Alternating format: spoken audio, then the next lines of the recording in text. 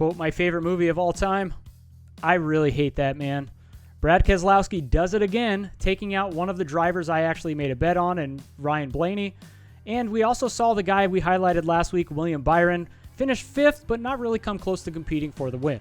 Our top 10s of Austin Cindric and Ricky Stenhouse Jr. also didn't come close to hitting. And our driver matchup of Chase Elliott over Kyle Larson wasn't even close. The day was salvaged, however, as Christopher Bell finished 10th and therefore hit our best bet of him finishing inside the top 10. And if you got that number early in the week, congratulations, because it went almost down to 1-2 by the time race time hit after he qualified on the pole. NASCAR moves now to Phoenix for the Ruoff Mortgage 500. So here is my betting card for this weekend's race. Starting our betting card off with a couple of top 10s, and the first being Aric Almirola at -120. Since joining Stewart-Haas Racing at the beginning of the 2018 year, he's been really good at Phoenix Raceway. He's only finished outside of the 13th spot once over the last 8 races, and he's got 5 top 10s in that span. Last year at these shorter flat tracks, he performed really well, winning at New Hampshire, finishing 9th and 14th in both Richmond races, and 6th and 11th here in Phoenix.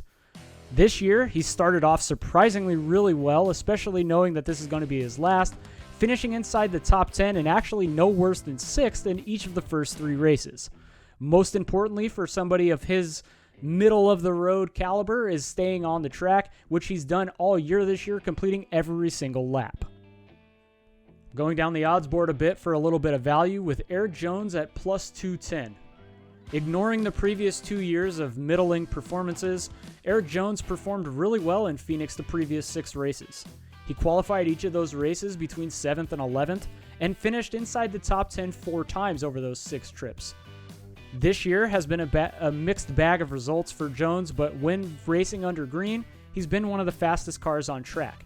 He actually has the second best average running position at 11.1. Only Kyle Larson is better than him, and he's the 6th best driver according to NASCAR's driver rating. Moving on to our driver matchup of the week, and maybe simply because I feel a little spurned from last week, I'm going with Denny Hamlin over Chase Elliott.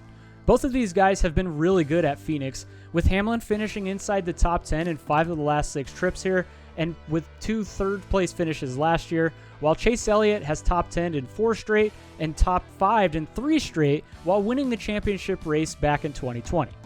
Looking at the results this year, it would seem that Elliott is the better driver, but when you dig a little bit deeper into the metrics, it's actually Denny Hamlin who has been the better of the two when on track.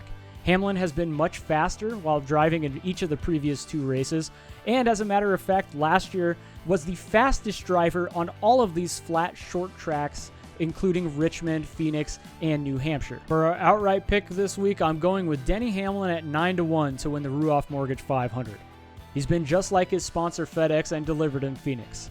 He's been one of the fastest drivers at all of these short tracks, as I previously mentioned while breaking down his matchup versus Chase Elliott. And as a matter of fact, this year, although missing almost 30% of all of the laps run, he ranks 9th with the most fastest laps on the season.